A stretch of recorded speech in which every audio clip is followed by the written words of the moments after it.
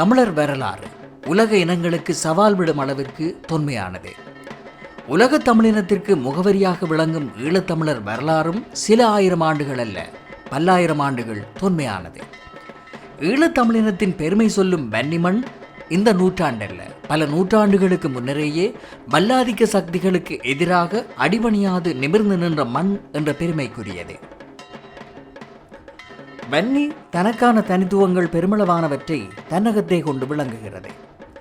அதில் வேறு பகுதிகளில் காண முடியாத தனிச்சிறப்பு அந்த மண்ணில் பல கிராமங்களிலும் இன்றளவும் பாரம்பரிய வழிபாட்டு மரபுகளூடாக கடத்தப்பட்டு வருகிறது. வன்னியில் தனித்துவத்துடன் மிளிரும் வவுனியன் பெரியகுளம் ஸ்ரீ வீரபத்திரர் ஆலயத்தின் சிறப்பினையும் பெருமையையும் எடுத்து வருகிறது இந்த ஆவணப்படம். வன்னியுடைய தொன்மை புராதன காலத்தில் குறுநி கற்கால மக்கள் வாழ்ந்திருக்கிறார்கள். அவர்களுடைய காலம் இலங்கையிலே கிறிஸ்துவுக்கு முன் 28,000 வருடங்கள் என்று சொல்லப்படுகின்றது. அவர்கள் கல்லாயுதங்களை பயன்படுத்தினார்கள். இதன் பின்பு கிறிஸ்துவுக்கு முன் 1000 ஆண்டளவில் நாகர்கள் பெருங்கற்கால பண்பாடு என்று இதுவரை சொன்ன பண்பாட்டு முறையை அங்கு வந்து அறிமுகம் செய்தார்கள். இலங்கையில் தமிழர்களின் மூதாதையர்களாக விளங்கியிருக்கிறார்கள் என்று சான்றுபடுத்தப்படும் நாகர்களின் வரலாறு ஒரு அறிவார்ந்த சமூகமாக நாகர் இனக்குழுமம் வாழ்ந்திருக்கிறது என்பதை பறைசாற்றுகிறது. நாங்கள் அந்த வவுனியன் பெரிய குளத்தில் எடுத்த அந்த நாகத்தினுடைய சிலையிலே 5 தலை நாகம் லிங்கத்துக்கு குடை பிடிக்கிறது போல அமைந்திருக்கிறது. ஆகவே அங்கே நாகர்களும் இருந்திருக்கிறார்கள், இயக்கர்களும் இருந்திருக்கிறார்கள். இவர்கள் ஒரு புதிய வகை வழிபாட்டு சின்னத்தை உருவாக்கியிருக்கிறார்கள். அடங்காப்பற்று என்ற பெயர் வன்னிக்கு வருவதற்கான காரணம் பிரித்தானியரை எதிர்கொண்டு போரிட்ட வீரன் பண்டாரவன்னியனின் போர்த்திறனே என்று பலரும் எண்ணக்கூடும். ஆனால் கைலாய வன்னிய நாடு என்கிற வன்னியின் அரைவாசி பகுதியை ஆட்சி புரிந்து போர்த்துகீயருக்கு அடிபணிய மறுத்த கைலாய வன்னியன் என்கிற குறுநில மன்னனின் போர்த்திறனும் தலைமை பண்புமே என்பது பாமர மக்கள் பலருக்கு தெரிந்திருக்கவில்லை. கைலாய வன்னியனின் பெருமையை அந்நியர்களே சான்றுபடுத்தி இருக்கின்றனர் என்கிறார் பேராசிரியர் சி. பத்மநாதன். கைலாய வன்னியனுடைய காலத்தில் 20 ஆண்டுகளாக கண்டியிலே அரசனுடைய சிறை கைதியாக இருந்து இறுதியிலே தப்பி அங்கிருந்து வழிகிட்டு சென்ற ரோபர்ட் நோக்ஸ் நுவரக்கலாவியவை கடந்ததும் அங்கு அரசனுக்கு இல்லாத வேறொரு நாட்டை அடைந்ததாக சொல்கின்றார். அவர் அங்கே குருந்தார் என்ற ஆற்றினை கடந்ததும் அங்கு வாழுகின்ற மக்கள் மலபார் மொழி தமிழ் மொழியை பேசுகின்றவர்கள் என்றும் அது அவர்களுடைய தேசம் என்றும் சொல்வதோடு அது கைலாய வன்னியன் நாடு என்றும் அவர் அதை குறிப்பிடுகின்றார். கோயிலத் வன்னி கன்று ஆங்கில மொழிபெயர்ப்பிலே சொல்கிறார்கள். அப்போ அந்த அளவிற்கு 17ஆம் நூற்றாண்டில் கைலாய வன்னியனுடைய சிறப்பு ஏற்பட்டிருந்தது. வவுனியன் பெரியகுளம் தற்போதைய மன்னார் மாவட்டத்தின் நிர்வாக எல்லைக்குள் காணப்படுகிறது. ஆனாலும் அதன் அமைவிடம் வன்னியின் மையம் என சொல்லும் அளவிற்கு முல்லைத்தீவு மாவட்டத்தின் எல்லை பகுதிக்கும் வவுனியா மாவட்டத்தின் எல்லை பகுதிக்கும் நெருக்கமாக காணப்படுவது சிறப்புக்குரியது. அந்த மண்ணின் ஸ்ரீ வீரபத்திரர் ஆலயத்தை நிர்வகிக்கின்ற பரம்பரையினர் தமது பெயருடன் அடைமொழியாக வவுனியன் என்கிற பெயரை காலாகாலமாக பேணி வருகின்றனர். வவுனியன் பரம்பரையினரின் பெயர் ஆதாரங்கள் 1906ஆம் ஆண்டிலிருந்தே செவி வழியாகவும் அச்சு வடிவிலும் பேணப்பட்டிருக்கின்றன. அவ்வாறு பொன்னாச்சி பிள்ளையின் மகன் ராமநாத வவுனியன் அவரது மகன் வீரவாகு வவுனியன் என்றும், பெயரை உடையவன் பேரன் என்பதற்கு அமைய வீரவாகு வவுனியனின் மகனுக்கு ராமநாத வவுனியன் என்றும் பெயர்கள் வைக்கப்பட்டிருக்கின்றன. 1930ஆம் ஆண்டில் பிறந்த ராமநாத வவுனியனின் மூத்த மகனான ஆதி அருணாசல வவுனியனே தற்போதைய பூசாரியாராக விளங்கி வருகிறார். வவுனியன் என்கிற பெயரின் முக்கியத்துவத்தினை பிரித்தானியர் ஆட்சி காலத்தில் வவுனியா, முல்லைத்தீவு மாவட்டங்களின் அன்றைய அரசு அதிகாரியாக விளங்கிய J.P. லூயிஸ் தன்னுடைய நூலில் சுட்டிக்காட்டியிருக்கிறார். அவருடைய தரவின் அடிப்படையில் பொக்கர் வன்னிக்கு கிழக்காக 4 மைல் தொலைவில் சிறிய பாதையில் வவுனியன் பெரியகுளம் அமைந்துள்ளது. வன்னியின் பிரதான அதிகாரி வவுனியனால் கட்டப்பட்டதாக கூறப்படும் பெரியகுளம் உண்டு. அணைக்கட்டு 3.25 மைல் நீளமானது. இங்கே சில பெரிய மருத மரங்கள் வளர்ந்திருக்கின்றன. நீரேந்தும் பகுதியிலும் மருத மரங்கள் உள்ளன. ஆயினும் இந்த கிராமம் 24 மக்களை கொண்டு 3 வளைவுகளை கொண்டுள்ளது என்று குறிப்பிட்டுள்ளார். ஆக பிரித்தானிய அரசு அதிகாரியின் கூற்றின் அடிப்படையிலும் கிடைக்கப்பெற்றுள்ள வரலாற்று சான்றுகளின் அடிப்படையிலும் வன்னியின் பிரதான அதிகாரி என்று அவர் குறிப்பிட்டுள்ள வவுனியன் என்கிற அதிகாரமிக்க ஒருவரின் வழித்தோன்றல்களே இன்றளவும் வவுனியன் பெரியகுளம் வீரபத்திரர் ஆலயத்தினை நிர்வகிப்பவர்கள் என்பதை உறுதி செய்ய முடியும். வவுனியன் பெரியகுளத்தில் 1817 39 பேரும், 1839 22 பேரும், 1881 22 பேரும், 1991 24 பேரும் வாழ்ந்தமைக்கான சான்றாதாரங்களை பிரித்தானியர்கள் வெளிப்படுத்தி இருக்கின்றனர். அங்கு வாழ்ந்ததாக சொல்லப்படும் மக்கள் வீரபத்திரர் ஆலய சூழலில் நெருக்கமாக வாழ்ந்திருக்கிறார்கள் என்பதற்கான சான்றுகள் இன்னமும் அங்கு காணப்படுகின்றன. அங்கு வாழ்ந்த மக்களுக்கு ஏற்பட்ட தொழுநோய் காரணமாக அவர்கள் அங்கிருந்து இடம்பெயர்ந்து இரணை இலுப்பை குளத்தில் குடியேறி இருக்கிறார்கள். இரணை இலுப்பை குளத்தில் அவர்கள் கூட்டு குடும்பமாக நெருக்கமாக வாழ்ந்ததாகவும் போர் இடப்பெயர்வுகளாலும் ஏனைய புறச்சூழல்களாலும் அவர்களில் பலர் புலம்பெயர் நாடுகளுக்கும் பல்வேறு பகுதிகளுக்கும் இடம்பெயர்ந்துள்ளதாகவும் அங்குள்ளவர்கள் தெரிவிக்கின்றனர். எல்லாரும் உண்டாத்தான் இருந்தது. எல்லாரும் நாங்கள் அறியவே எல்லாரும் இதுக்குள்ளான் இருந்த நாங்கள் எங்களோட மாமா, அம்மாட தம்பி, அம்மாட தங்கச்சிமார், எங்களோட அப்பச்சி ஆக்கள்லாம் வவுனியம் பெரியவர்த்திலிருந்து அங்கே இருக்க இல்லாமலுக்கு இங்கே வந்தது.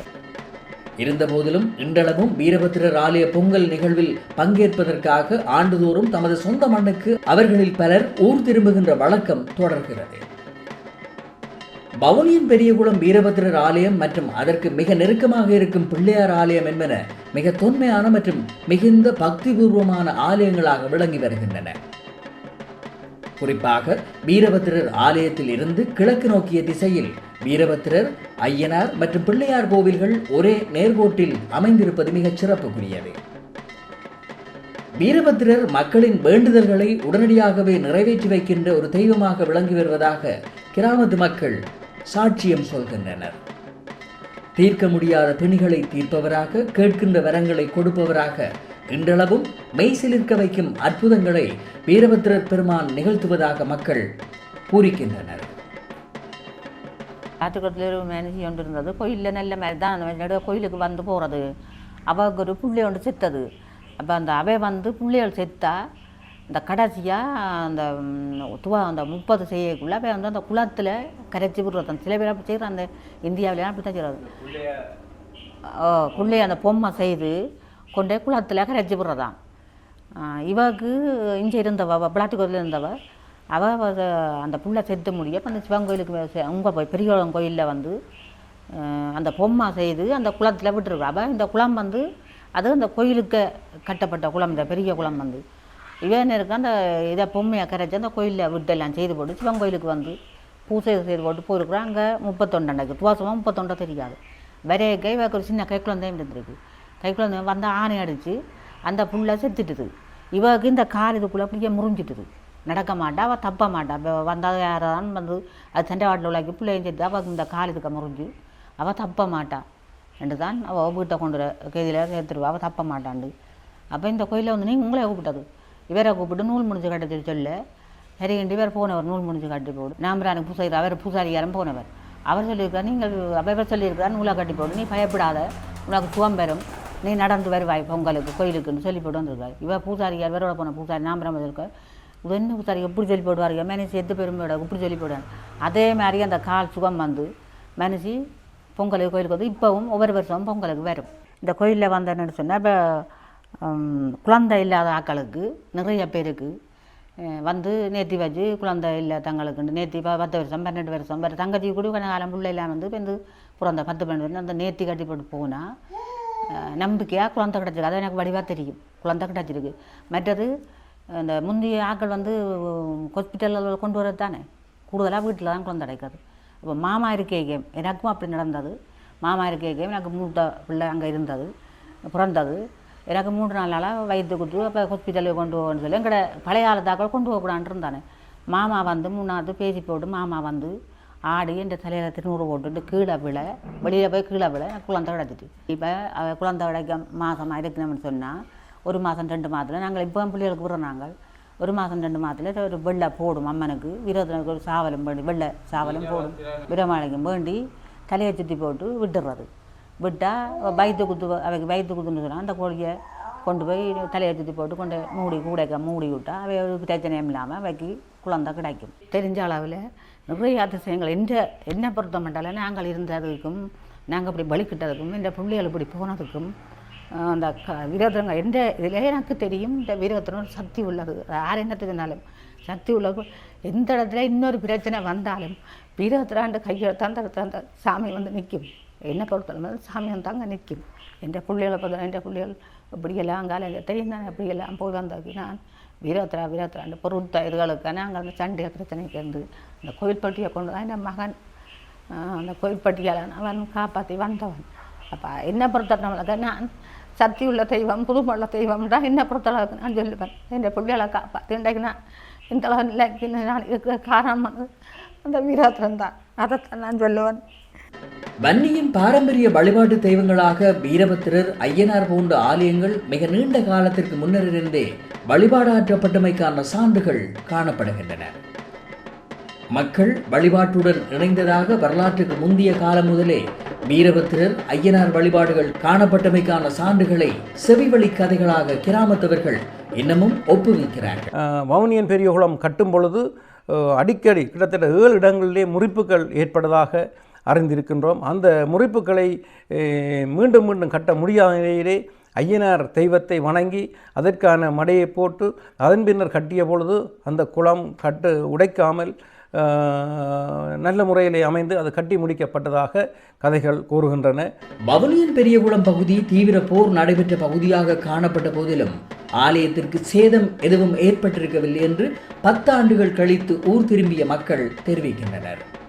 அதேவேளை இடப்பெயர்வின் போது பத்ததி எனப்படும் ஏடுகள் மற்றும் வீரபத்திரரின் முகவடாகம் உட்பட்ட ஆலயத்திற்கான முக்கியமான வழிபாட்டு பொருட்கள் ஒவ்வொரு இடமாக எடுத்துச் செல்லப்பட்டிருக்கின்றன.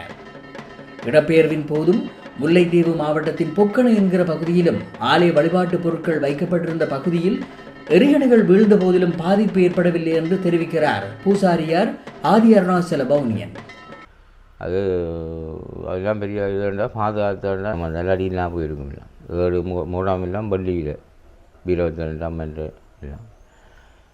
அப்படி இருந்தும் பொக்கணைக்கு இருக்க இந்த இது ஒரு வேப்ப மரத்தில் சுனாமி மாதிரி தான் போட்டு வைக்க அதில் சனங்க வந்து பூக்கள் பிடிக்கும் வச்சுக்கு சாம்பிராணி கொளுத்தி வரைக்க அதில் இந்த 4-5 குடும்பம் தப்புனா பக்கத்தில் இந்த குடும்பம் ஒரு 7-8 குடும்பத்தில் புருஷன் இருக்க பிள்ளை இல்லாமல் செல் விழுந்து இதிலே முழுந்து அவருக்கு உயிர் சேதம் இல்லை.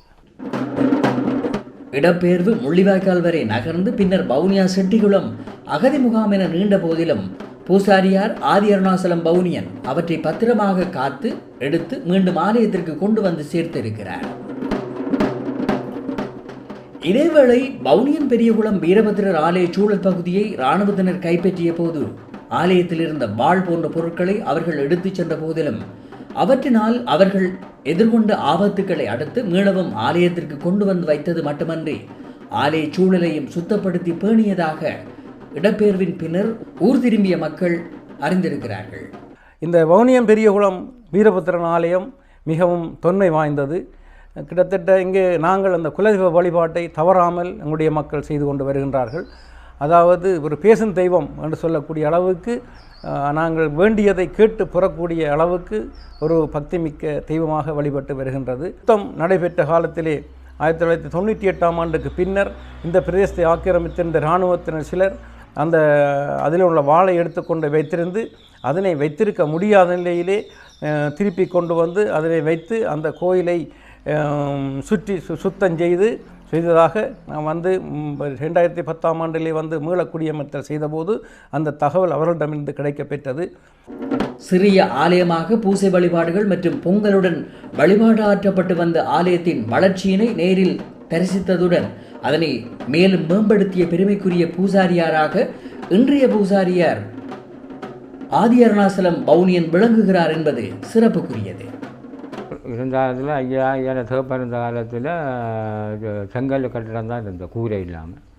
அப்போ அந்த நேரம் கொஞ்சம் இப்போவே இப்படி இப்போ கொஞ்சம் இடம்பெயர்ந்த அப்புறம் இப்படி இருக்கா. அதுக்கு முதல் ஆரம்ப காலத்தில் காடு இந்த கொஞ்சம் 2-3 குடும்பம் தான் அதோடு இருந்தது. அந்த நேரம் போய் இந்த புல்லை பிறந்தால் இல்லாட்டிக்கு எதுவும் கடும் பருத்தங்க வந்து நேர்த்தி வச்சா போய் ஒரு அமுது வச்சு புல்லை புளி போட்டு அதில் பூஜை கட்டி போட்டு வரோம். பூஜை வச்சுன்னா விளக்கு வச்சுட்டு வரோம். அதுக்கு பிறகு எந்த ஐயா வந்து நான் ஒரு 10 வயது அப்படி இருந்த காலத்தில் அந்த கோயிலை உடைச்சி மடாலயம் மாதிரி கட்டி செய்து போனது 85ஆம் ஆண்டு ஐயா செத்தா பிறகு. அதுக்கு முதல் ஒரு குளிர்ச்சி பொங்கலில் ஒரு 7வது வேடு பத்திரத்தில் என்னோட தந்தது, ஜெட்டு வைக்கிற நேரத்தில் எனக்கு தந்து அதில் இருந்து தான் நான் செய்து கொண்டு வந்தேன். செய்தால் அப்போ பொங்கல் செய்தோம் ஐயா அப்புறம் நான் செய்து கொண்டு வந்தேன். அதில் செய்கிற முறை என்னென்னா ஆனி மாதத்தில் வாரம் பருவத்துக்கு முதல் வெள்ளி தான் திருவிழா செய்கிறோம். அதுக்கு இப்போ அது முதல் பொங்கல் செய்ய அந்த பொங்கலோட அடுத்த நாள் சனிக்கிழமை முடிஞ்சிடும். அதுக்கப்புறம் கோயில் கட்டுப்பட்டது எந்த தலைமையில் தான் ஒரு சில காசு மேலே துவாங்கி 10 மாதத்துக்கு இவ்வளோ பேர் சரிசன மண்டபம் மட்டும் கட்டி மணிக்கூட்டு கோபுரம் பிள்ளையார் நாதம்பிரான் எல்லாம் கட்டி கும்பாஞ்செய்தாண்ட இந்த கோயிலாம் இப்போயும் கடங்கள் எல்லாம் இருக்குது. வேலையை முடிச்சாச்சு. இப்போ சனங்களும் போட்ட முழுக்கல் நாங்களில் ஒரு அரைக்கரை வரைக்கும் மேலே சனங்களும் தான் மிச்சம் நாங்களாம் போட்டு கட்டினது. மற்ற அந்த மணிக்கூடுங்கிற மகன் லண்டனில் இருக்கிற செய்தது, மற்ற நாதம்பிரான் மகள் தனிப்பு செய்தது, மற்ற கட்டுறது காலம். முதல் வெள்ளிக்கிழமை இப்போ கோயில் கட்டினா பிறகு முதல் வெள்ளியில் இந்த கும்பான் செய்தால் இந்த ஒரு கிழமை 8 நாள் ஒரு வெள்ளி வாங்க அடுத்த வெள்ளி மட்டும் பூசா கட்டணும்னு சொல்லி பூசா பங்காளிகளுக்கு கொடுத்து செய்கிறது. 2016ஆம் ஆண்டு கும்பாபிஷேகம் செய்தால் அதிலிருந்து நடந்து கொண்டு வருது. அதுக்கு முதல் பொங்கல் முடிஞ்சால் 8ஆம் மலையில் பூசை, மற்ற ஒரு நாள் பொங்கல். இன்றளவும் பாரம்பரியம் மாறாத முறைகளுடன் வழிபாடுகள் நடைபெறும் ஆலயங்கள் வன்னியில் அதிக அளவில் உள்ளன. அவ்வாறான ஆலயங்களில் பத்ததி முறைமை என்பது பிரதானமாக பின்பற்றப்பட்டு வருகிறது. பத்ததி முறைமை என்பது ஒவ்வொரு ஆலயத்திற்கும் தனித்தனியான பூசை வழிபாட்டு முறையை கொண்டதாகும். ஒரு பூசாரியார் எவ்வாறு பொங்கல் வழிபாட்டினை மேற்கொள்ள வேண்டும், மடைப்பண்டம் எடுத்தல், வளர்ந்து நேர்தல், வழிபட்டுதல், தீமிதித்தல், பலியிடுதல் என அனைத்து நடைமுறையும் பத்ததிகளில் எழுதப்பட்டிருக்கும். மரபு ரீதியாக பூசாரியார் அந்த முறைகளை கைக்கொண்டே பூசை வழிபாட்டினை மேற்கொள்வார். பனை ஓலை ஏடுகளில் எழுதப்பட்ட பத்ததியை இன்னமும் பேணிக்காத்து அதன் மரபுகளுக்கு ஏற்ப பூசை வழிபாடு வவுனியன் பெரியகுளம் வீரபத்திரர் ஆலயத்தில் முன்னெடுக்கப்படுகிறது. பத்ததி முறைகளை பின்பற்றி பொங்கல் வழிபாடுகள் நடைபெறும் ஆலயங்களில் தொன்மைகள் சந்தேகத்திற்கிடமின்றி பல நூற்றாண்டுகளை கடந்தவை என்றே கொள்ள முடியும். பொங்கல் வழிபாட்டில் கடந்த காலங்களில் எருமைக்கன்றுகளை பலியிடுகின்ற மரபு காணப்பட்ட போதிலும் பின்னர் அந்த மரபு கைவிடப்பட்டிருப்பதை பத்ததியூடாக அறிய முடிந்திருக்கிறது. முதல் வந்து இந்த ஐயனாருக்கு எருமை மாடு கன்னி எருமை மாடு பெருகி கொடுக்குற 21 கால் மடை போட்டு கன்னி எருமை மாடு பெருகி கொடுக்குறன்னு சொல்லி அப்பச்சியில் அப்பாண்ட இதில் அந்த நேரம் அவையோடு இப்படி ஒரு இடத்துல செய்யலான்னு நினச்சி தான் நிப்பாட்டின வரையாது அந்த அப்படி பத்ததி அப்படி இருந்தால். வீரபத்திரர் ஆலய பொங்கல் விழாவின் பாரம்பரிய ஒழுங்கினை வெளிப்படுத்துகிறார் பூசாரியார் ஆதி அருணாசலம். காலமே இங்கே போய் கோயிலடிகளுக்கு பிள்ளையாருக்கு போகிறோம். பிள்ளையாருக்கு போய் மண்டபப்படி செய்து இங்கே வந்து அவசரம் செய்து போட்டு பேருந்து அப்போ கிராம பூசையில் தானே பேருந்து மாலை முழக்கம் முழக்குது.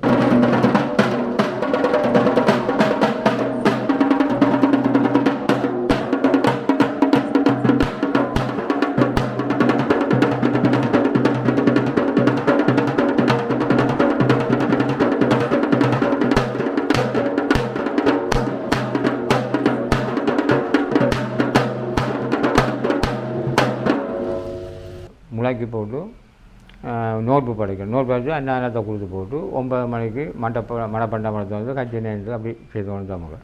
இப்போ கட்டிடம் கட்டினா அப்புறம் இந்த 7 நாள் திருவிழா செய்து அடுத்த வெள்ளிக்கிழமை மண்டப்படி செய்து பிள்ளையார் அது வயலுக்கு இருக்குது பிள்ளையார். இந்தியா கட்டியிருக்கான் கிழமை பூசையிலும் சொல்லிட்டோம். மற்ற குருத்தி பொங்கலும் 2 இதுவும் இருக்குது. குருத்தி பொங்கல் ஒன்று இருக்குது பங்குனி பருவத்துக்கு முதல் வெள்ளி செய்து போட்டு பூசாப்படியே இப்போ 8 நாள் திருவிழா இருக்குது. ஒரு பங்காளிகள் கொடுத்து 7 நாளும் திருவிழா இருக்குது. வெள்ளிக்கிழமை மண்டபப்படி செய்து இரவு வந்து பண்டம் எடுத்து பண்டத்துக்கு போகிறோன்னா பழைய பூசாரியை போய் எனக்கு அந்த அப்பாவுக்கு அந்த படங்கள் வச்சுருக்கோம். அதில் கொண்டு பூ வச்சு விளக்கு வச்சு கும்பிட்டு தான் வந்து கச்சினேந்து இந்த கச்சினேந்து கொடுத்து கப்பணம் பூநூல் 7-10 நேர்ந்து கட்டி தான் அணியாலம் எடுத்து கொடுத்தான் பண்டத்துக்கு போகிற அந்த அஞ்ஞான மடத்துக்கும் கோயிலுக்கும் இடையில ஒரு இத்தி மரம் இருக்குது ஐயனார் பட்டைக்கும் இதுக்கும் கிட்ட இந்த கோயிலுக்கும் இடையில அதெல்லாம் போய் பண்டம் எடுத்து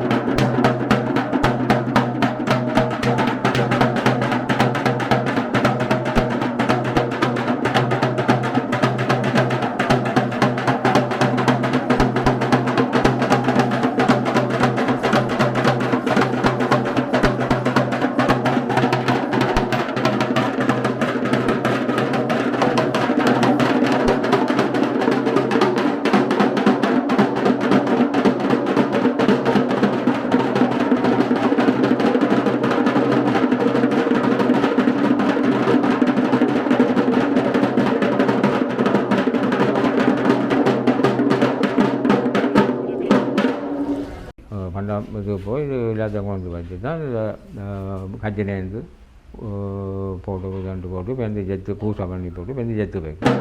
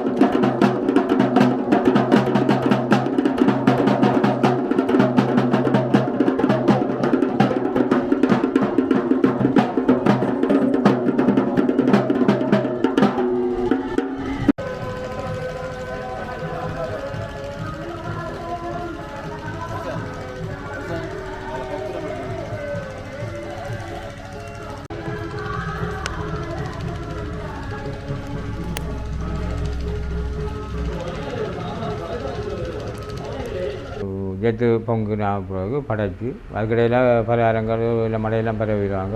வந்து இதை படைச்சி போட்டு பூசை நடக்கும்.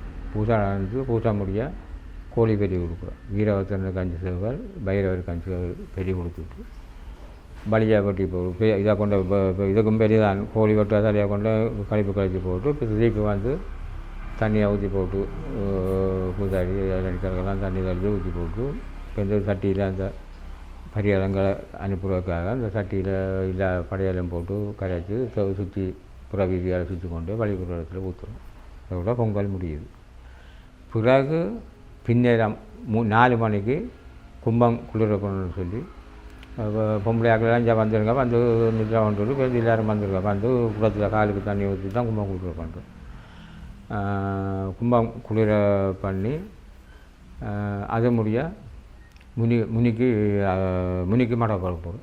போத்தல் வைக்கிறது 3 கோழி வெட்டுறோம். அது செய்து போட்டு வந்து குளிச்சுட்டு பேருந்து திருப்பி ஐயனாருக்கு வலிக்கட்டு தூச்சியெல்லாம் பூசி இதெல்லாம் கலட்டி அந்த 7-10 இதெல்லாம் கலட்டி வச்சுட்டு தான் குளிக்கிறோம். குளிச்சுட்டு அந்த உடுப்பெல்லாம் கலட்டி வச்சுருக்கோம். தண்ணி தெளித்து போட்டு சும்மா தலையில் தண்ணி ஊற்றி போட்டு திருப்பி தண்ணி ஊற பூசி இதை எடுத்து கொண்டு போய் ஐயனாருக்கு மடைக்கு போகிறோம். ஐயனார் மடை போட்டுவிட்டு ஐயனார் மடைன்னா சொன்னால் அப்புறம் அந்த கால் மடை மாதிரி கும்பம் வச்சு அது கோபுரம் மாதிரி ராச கோபுரம் மாதிரி இருக்கும். அதை பார்க்க படிக்க 1008 வயசில் பார்க்கல போட்டுவிட்டு வீட்டை வரையக்க வந்து கோயிலுக்காக போகிறேன். அப்போ இதுக்கிடையில் இந்த மோடாமெல்லாம் கட்டி வச்சுருப்பாங்க. ஒரு ஆள் போய் கைப்பிடித்த கொளுத்தி போட்டு ஒரு பொட்டியை தூக்கி வந்து கதவை போடணும். அடுத்த வெள்ளிக்கிழமை 8ஆம் மலை தான் கதவை திறக்கும். அது மட்டும் கோயிலுக்கு ஒரு போகிறேன். அப்படியே வீட்டை வரும். பழைய இடையில இருக்கிற கோயிலெல்லாம் மறைச்சி காலுக்கு தண்ணி ஊற்றி கற்பூரம் அந்த பூசாரி மேலே கற்பூரம் காட்டி கண்டு அதுக்கு நான் 100 ரூபா கொடுத்து தான் இங்கே வரும். இங்கே வந்து இதில் கும்பம் வச்சுருக்கும். கணங்கள் இல்லாமல் ஊற்றணம் இல்லாமல் அப்படியே கும்பத்தை சுற்றி அப்படியே வந்து கொஞ்சம் சாமி அடைக்க வச்சுட்டு சேர்ந்து குளிச்சுட்டு படவடைக்க மறைவு கட்டி சாப்பாடு வடைச்சிட்டு ஒரு கொஞ்சம் போட்டுட்டு வந்து வந்து அகளுக்கு சாப்பாடை கொடுத்து அனுப்புகிறோம். அதோட முடியுது. சேர்ந்து அடுத்த 8ஆம் மடைன்றது தான் கோயிலுக்கு போய் பூ செய்கிறோம். மோதாப்பூத மாதிரி வடையெல்லாம் விட்டு 8ஆம் மடை செய்கிறோம். அதுக்கு பிறகு ஒரு பள்ளிக்கிழமை செவ்வாயும் பெரும் பூசை பள்ளியும் பெரும் நலமுறையில் இருக்குது. அருள் சுரக்கும் வீரபத்திரர் வழிபாடு வவுனியன் பெரிய குலத்தினை பூர்வீகமாக கொண்டு உலகெங்கும் பறந்து வாழும் வவுனியன் பரம்பரையினரை ஒன்றிணைக்கும் சக்தி மிக்கதாக விளங்குகிறது.